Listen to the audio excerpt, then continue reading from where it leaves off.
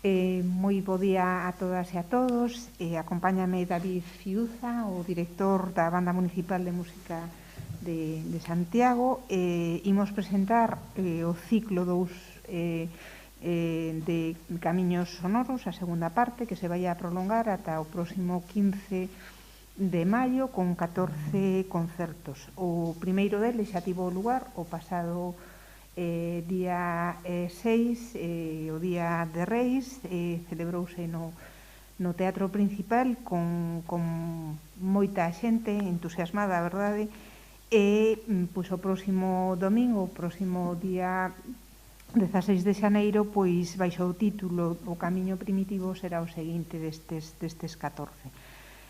Todos estes concertos, como ven sendo habitual, pois celébranse sempre os domingos ás 12 da mañá, unhas veces no Teatro Principal e outras veces no Auditorio de Galicia. Como sempre, as entradas son de balde, aínda que haberá que sacar pois o billete para controlar os aforos. Os pases pois poden adquirirse de xeito gratuito na nosa web, na web www.compostelacultura.gal, na zona C, na Praza de Cervantes, de martes a sábado, ou no despacho de billetes do Teatro Principal o día do espectáculo, pois dende unha hora antes do comenzo do mesmo. Todos sabemos que a Banda Municipal de Santiago de Compostela é unha das máis antigas de Galiza. Naceu no ano 1848 como agrupación aficionada e foi uns anos despois, en 1876, cando pasa a formar parte do Concello de Santiago e comeza así a súa profesionalización. As dúas máis importantes daquela eran os concertos denominados de paseos na Alameda e na Rúa do Villar, as festas da cidade, pois as procesións tamén de Semana Santa. Hoxe, pois eses concertos, aínda que se siguen a celebrar, e complétase pois cunha programación estable e continuada que como dixen antes, pois ten como escenario principal o Teatro Principal no Auditorio de Galicia na temporada de inverno, e tamén as rúas de Compostela, neste caso a Rúa do Villar, en verán.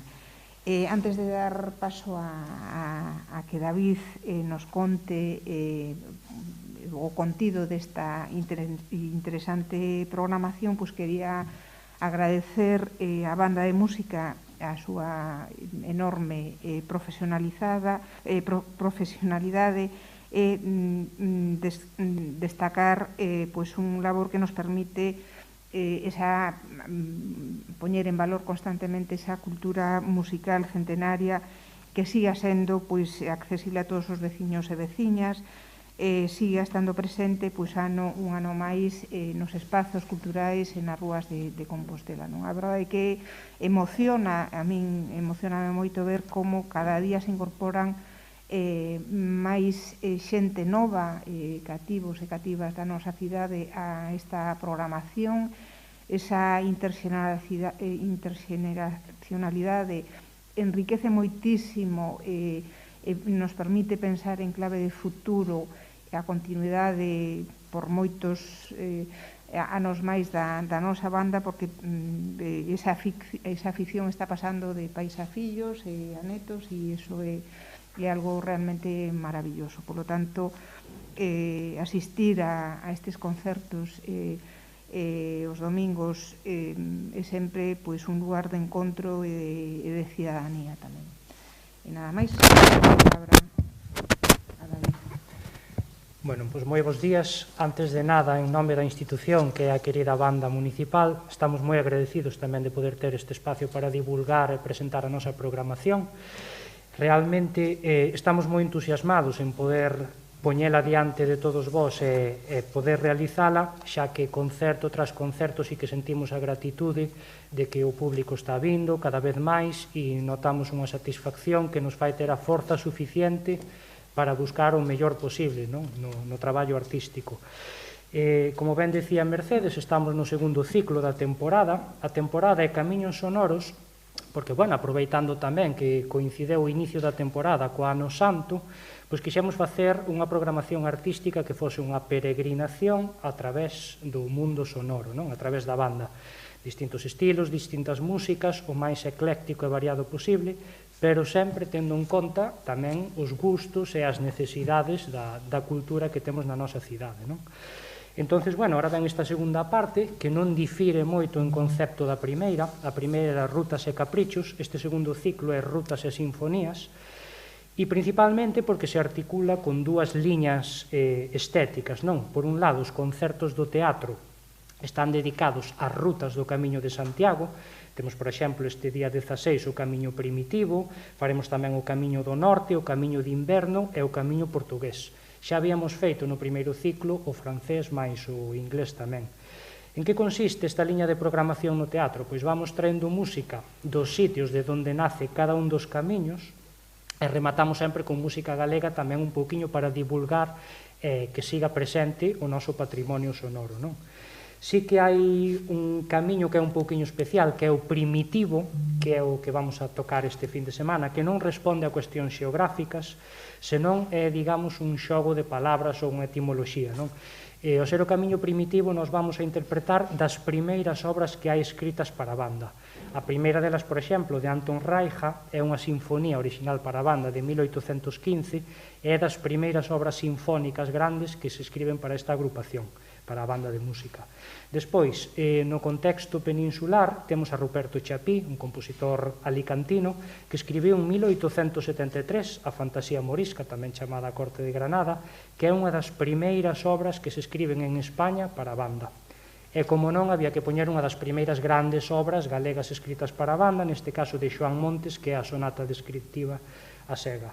Si que os outros camiños, como o do norte, o de inverno ou o camiño portugués, responden máis a criterios xeográficos de por onde pasa o camiño. Tamén, aínda seguindo no teatro, nesta liña de programación, temos un programa novedoso que se chama Batuta en Ruta, e significa que vamos a ter 3 directores convidados, que foron elixidos, ademais, polos membros da banda, e o primeiro deles vai a ser o 30 de xaneiro, que vai a ser o director holandés Marcel van Brie, que leva tantos anos xa instalado en Galicia coa súa actividade musical. Despois, o 27 de febreiro, vamos a ter a Isabel María Rubio Molina, unha das grandes directoras máis xóvenes que temos no panorama musical e que xa dirixiu a banda de Santiago tamén nalgúna ocasión. E despois, o 27 de marzo, vai nos acompañar como director convidado Juan Jocón, é un director vasco dunha reputación moi elevada. El foi director, ademais, da Banda Municipal da Coruña e fixo un proxecto en colaboración coas dúas bandas, co cal coñece moi ben a nosa cidade máis a nosa banda. Pasando agora a outra parte, a outra liña de programación, que é no auditorio, a programación está enfocada ás sinfonías, un pouquiño o xénero máis grandioso en canto a literatura para a banda se refire. Cada concerto en sí engloba un concepto, son sinfonías casi todas sen numerar, simplemente teñen algún nombre que sirve como inspiración ao compositor, e neste caso, por exemplo, o primeiro que vamos a ter é a Sinfonía de Culturas, o día 6 de febreiro, que recolle repertorio original para a banda de distintos lugares do mundo absolutamente contrastantes en cultura e estilo musical.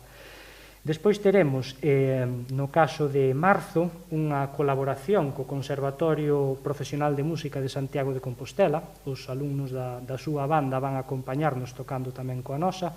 E aí vamos a facer, por exemplo, a famosísima Sinfonía número 3 de James Barnes, unha das máis importantes de todo o repertorio de todos os tempos de banda, que está dedicada á súa filla cando faleceu e, a súa vez, está dedicada ao seu fillo novo que naceu uns meses despois de morrer a súa filla. Con un pouquiño menos de sentimentalismo, a seguinte cita de sinfonías, o 3 de abril, que se vai a chamar Sinfonía Confusión, é É un pouquiño música onde se mestura o jazz, o minimalismo, o funk e o punk, digamos, diversos estilos modernos que teñen cabida co sinfonismo bandístico. E a última das sinfonías, o 8 de maio, é a Sinfonía de Homenaxe, son todo obras basadas en outros compositores clásicos, como pode ser a de Wespi, basado nun motete de Thomas Tallis, a do compositor Chan Sou-ko, que é unha oda ao grandísimo compositor Schumann, e por último de Bizet a Sinfonía Carmen. Podemos destacar tamén que vamos a ter unha colaboración cos amigos da ópera, xa que Mar Morán foi unha das premiadas no seu concurso de lírica, pois vai a cantar de solista o 24 de abril coa nosa banda. É un programa tamén moi variado, moi nutrido, porque vai haber zarzuela ópera, pero tamén vai cultivar o xénero da canción. Vamos a ter a Falla, a Strauss e a Leo Delibes, o sea que é absolutamente nutrido e ecléctico. E debemos tamén comentar que temos un concerto moi especial o 9 de abril, que vamos a trasladado á Igrexa de Bonaval, no marco da Semana Santa e do ciclo de música religiosa que eles organizan. Vamos a colaborar co Orfeón Terra Nosa, de feito vai ser un concerto codirixido por Mateo Iglesias, que é o director do Orfeón, e máis por min, donde a banda, o coro, o Orfeón van interpretar pezas en conxunto, tamén pezas por separado. De feito, podemos destacar que imos tocar a cuarta e última sinfonía de Berlioz, que está escrita para gran coro e gran banda, e que é a grande sinfonía fúnebre e triunfal. É un programa todo de música sacra e todo de autores franceses. E xa por último, sí que me gustaría tamén salientar a idea de que temos solistas da casa, propios da banda, como pode ser o día 6 de febreiro, que vai a participar co seu clarinete Nicolás Otero Conde, tocando as 3 danzas latinas de Michel Mangani.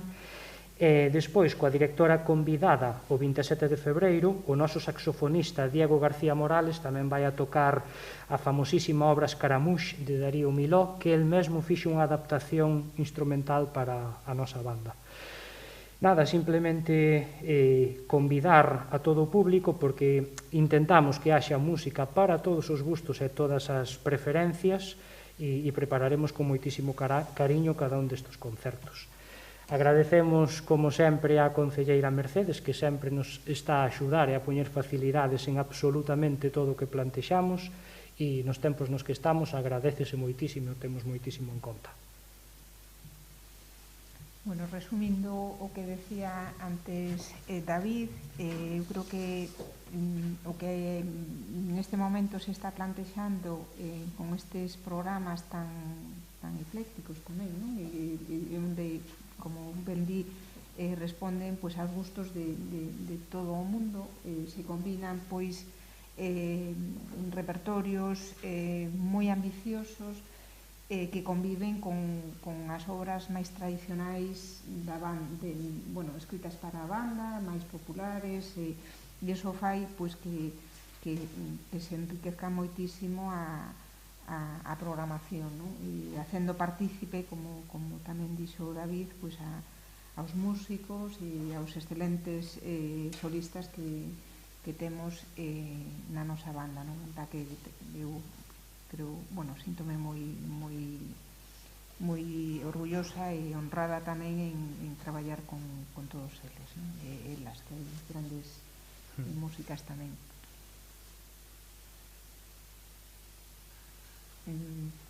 Bueno, pois eso, convidamos a todo o mundo, repito o que dixen ao principio, non? Asistir a un concerto da banda municipal de música de Santiago, aparte de ser unha experiencia importante musicalmente falando, unha oportunidade tamén de encontro ca veciñanza e os cidades de Compostela, non? De todas as edades e condicións que veñen a disfrutar de un momento de música de moitísima calidade, de moita felicidade tamén, porque hai un ambiente fantástico, non? E entón, pois, moi renovado, quero decir que o concerto deste último día, o concerto de Reis, ver pois a familias enteiras con varias xeracións e xente, parellas novas, non? Que algunhas pois xa asisten habitualmente e outras que descubren a banda como un conxunto fantástico, moi compostelá e de altísima calidade musical, non? Entón, todo isto fai que sexa cada vez máis atractivo para non únicamente para os que levan toda a vida asistindo e que defenderon sempre os intereses da banda e a quixeron e a cuidaron, senón para novos públicos, que eso sempre é moi importante, importantísimo tamén para a nosa orquestra, para a Real Filarmonía e para calquera outra iniciativa cultural da cidade. E nada máis, moitísimas gracias e ata a próxima.